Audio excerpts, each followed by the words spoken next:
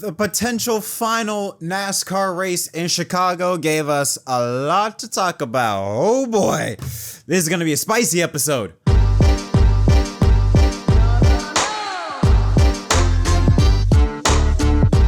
Yo, what's up everyone? My name is Jet. Welcome back to an episode of MDK Racing Victory Stop. Hope you're having a wonderful day. Wow. For the first time ever, NASCAR Chicago dry in terms of the racing, dry from start to finish. That's good news to see. But Lord have mercy, we got a lot of stuff to talk about, and I'm gonna make some people upset, I think, but we're gonna try our best just to talk it out because, oh boy, we got some stuff to talk about here with this race. First off, SVG, man, what more can you say about this guy? SVG is just him. He is him.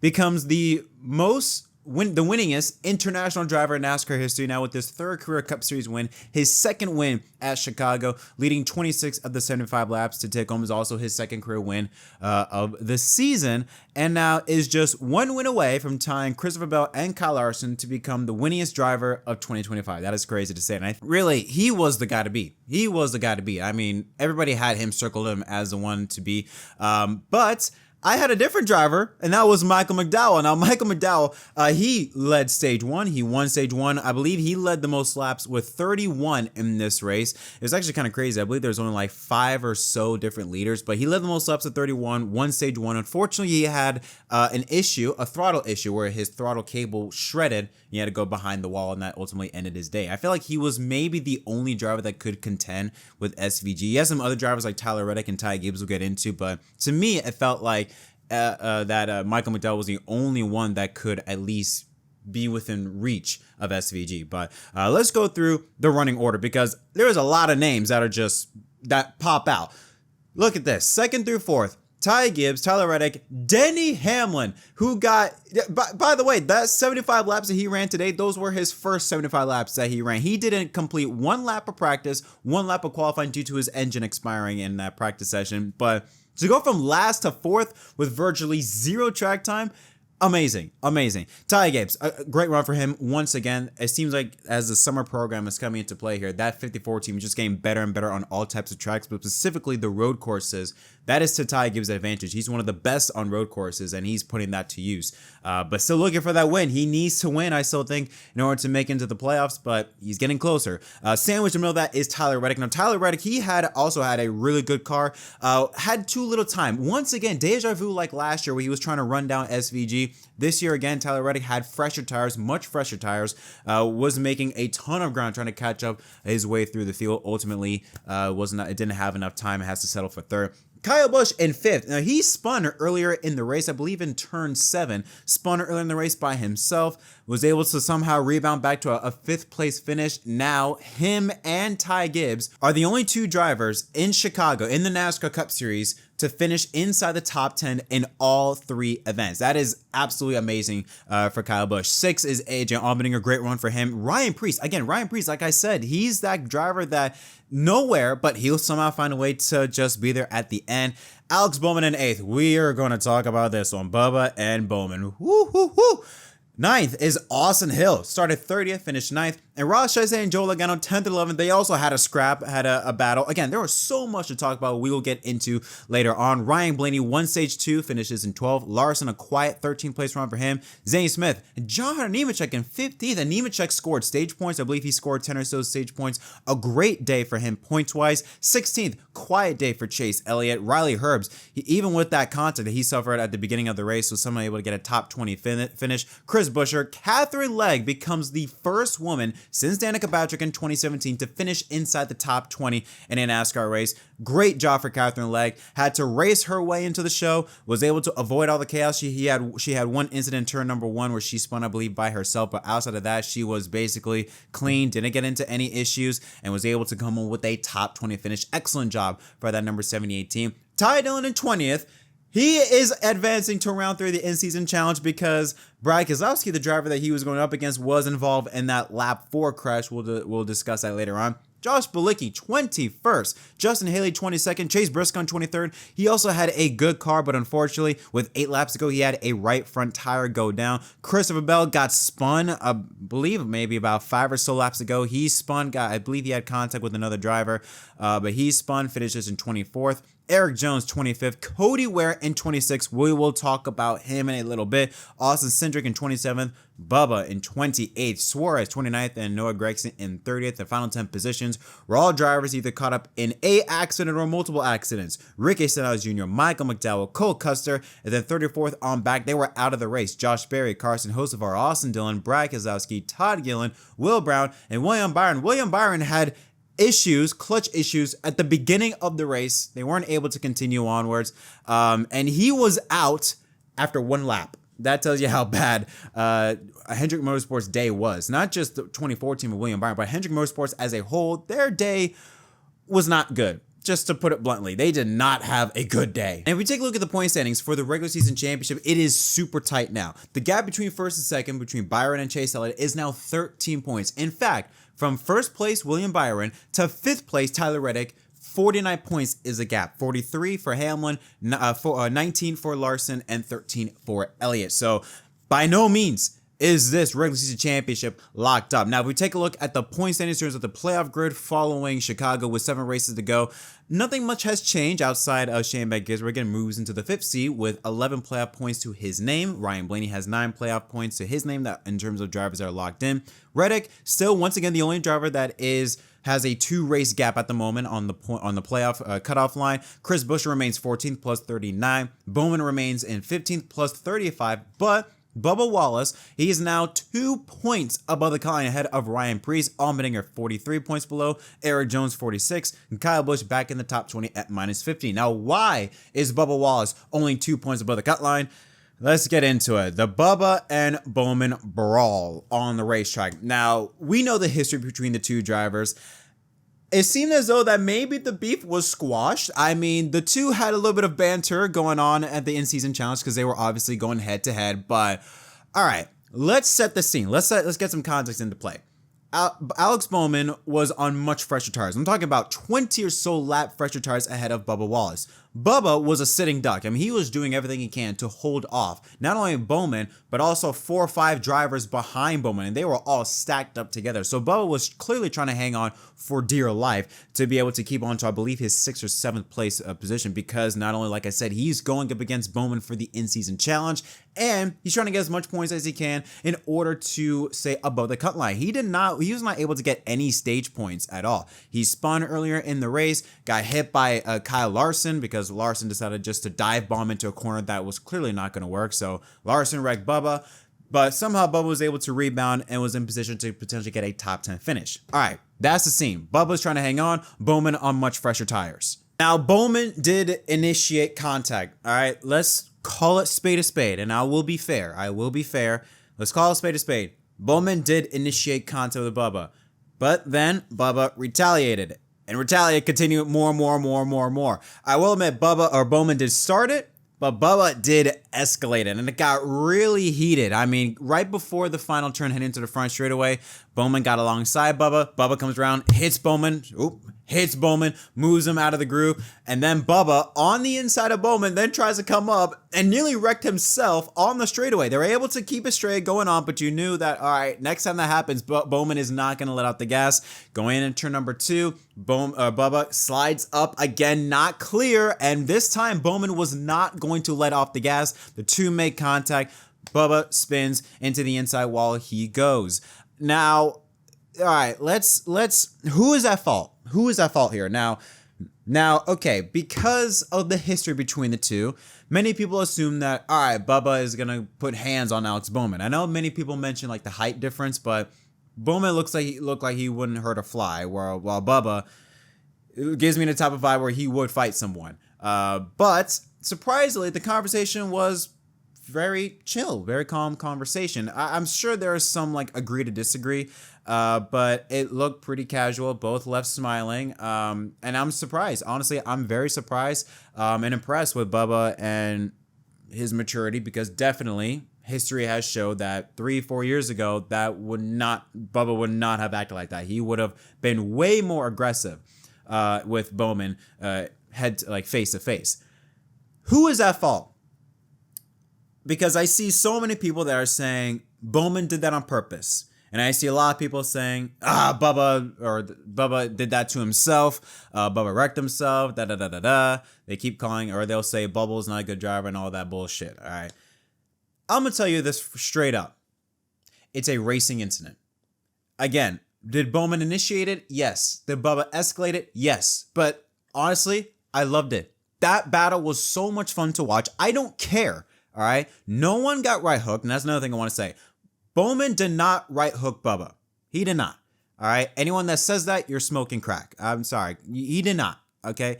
I just have to say that he did not right hook Bubba or hook him in any sense. All right. It was a racing incident. The way I look at it was this. When Bubba got into Bowman right before the front straightaway, Bubba tried to come up in front of Bowman and nearly wrecked himself. I think Bowman let out the gas after that. And then coming off of turn number 2, where Bubba tried to do the same thing, tried to come up, but this time Bowman was not going to let off the gas. The two made contact, and Bubba ends up going around.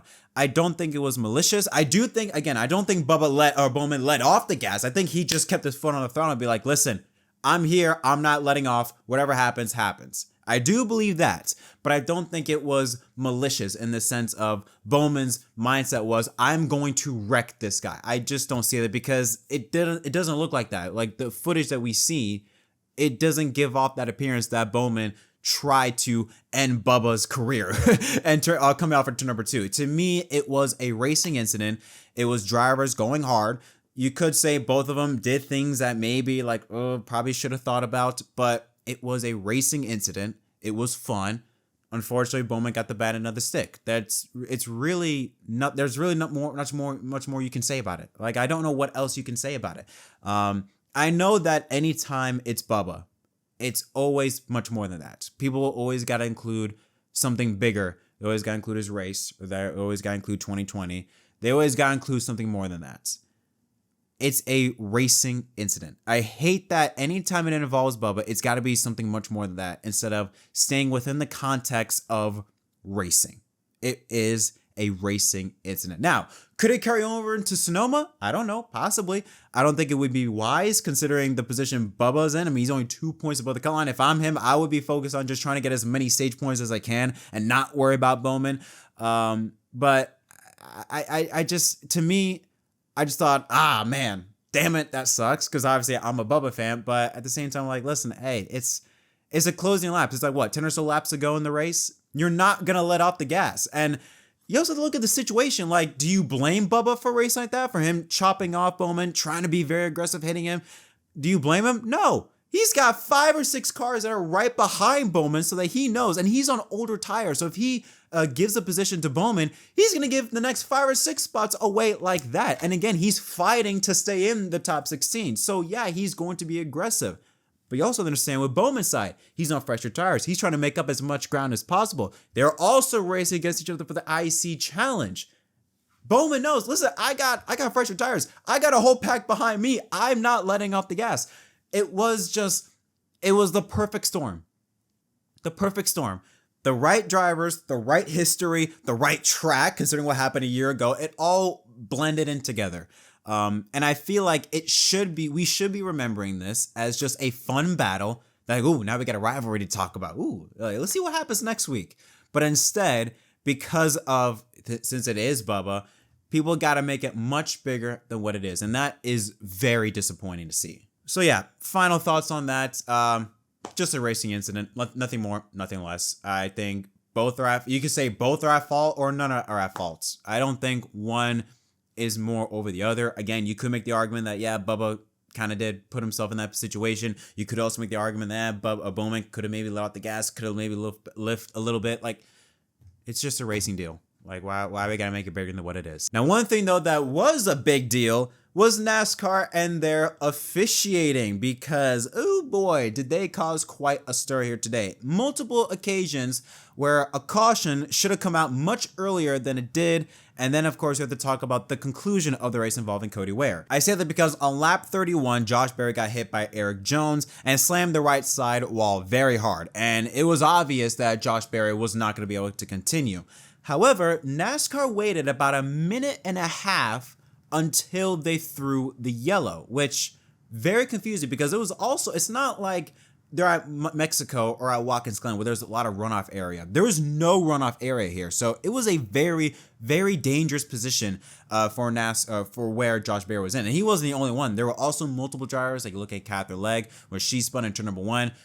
Everyone had to wait for her because she was stuck there. Also, same with the Bubba Wallace when he got taken up by Kyle Larson. Also had to wait until the whole field went by. Like, there were certain situations where you felt like NASCAR should have thrown the caution, but that was one I felt like NASCAR, they definitely should have with Josh Berry.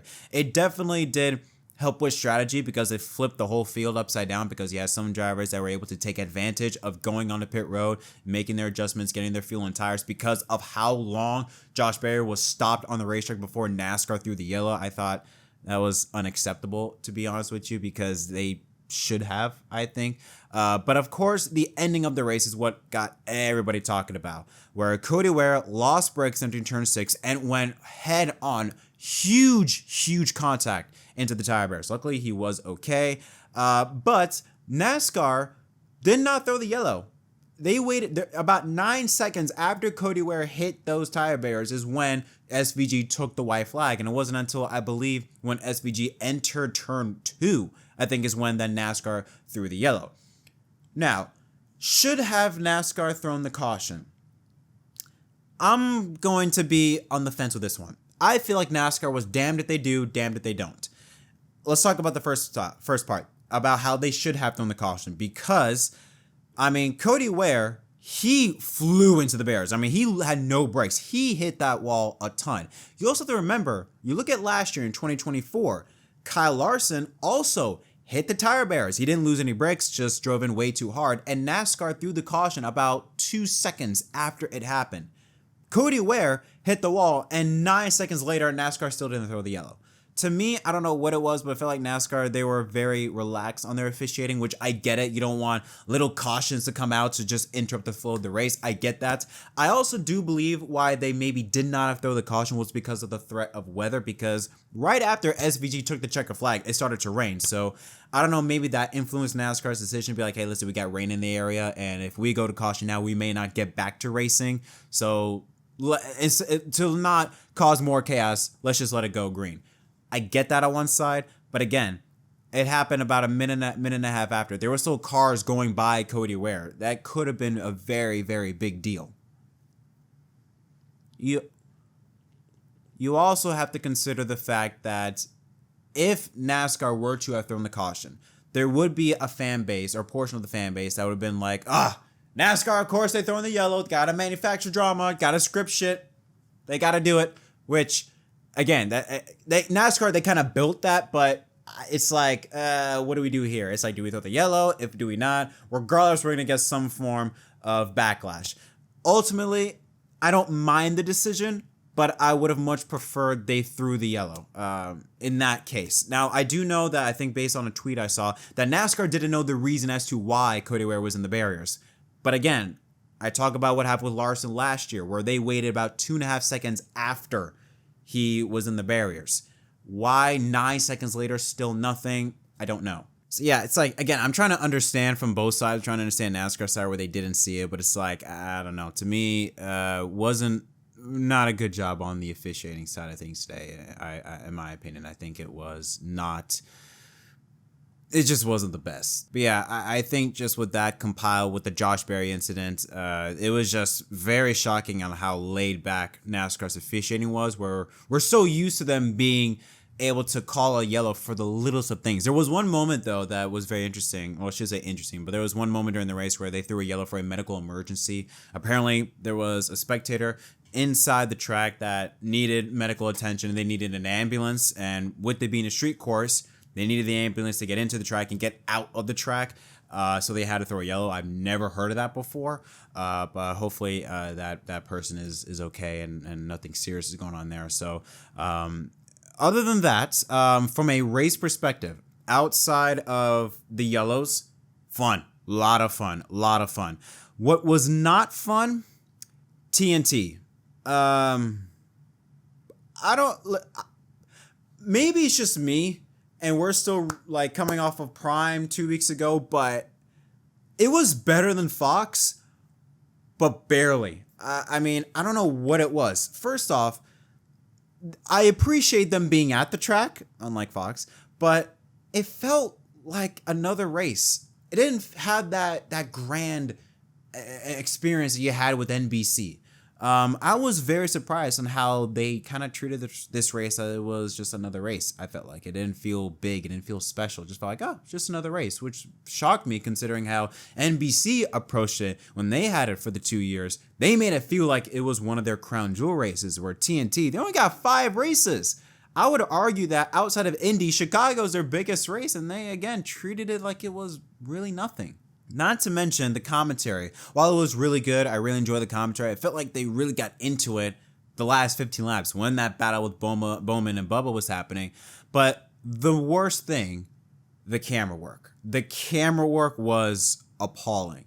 The amount of times they missed something was shocking. They missed, first off, Bubba and Bowman. They missed the spot when Bubba got turned by Bowman. They missed that. I mean, you got like an action shot where you saw Bubba sideways, but the commentators, you saw Steve Letarte be like, oh, he's around. It's like they had to catch on to like 5 seconds later. It felt like forever. And then when TNT went for a replay, Christopher Bell got taken out by Austin Hill, and none of them acknowledged that until much after it happened. I mean, there was just, the vibes were off. It just felt off this race, like from the emphasis on the importance of the event to the direction and the camera work. It just felt off. Again, it was better than Fox, but again, you have to understand Fox is like, they're like down here, okay? Like, it doesn't take much to do better than Fox. And yet TNT, I felt like just barely went over that. So I don't know. It was, I don't know. I did like the fact that there was not as much, if any. I don't believe there was any full screen commercials. I could be wrong about that, but I don't think there was any full screen commercials during the race, if I'm not mistaken. At least that's what I'm hearing from social media. But that, and if so, that's good. But other than that, I feel like this was a big flop by TNT. Considering they only have 5 races, this wasn't a good showing in my opinion. I know I'm sounding very negative, but again, I really like this race. This race was a lot of fun. I mean, this was, I think, the best Chicago race, if I'm not mistaken. Actually, I don't know, maybe 23 was still slightly better, but this was also really, really good.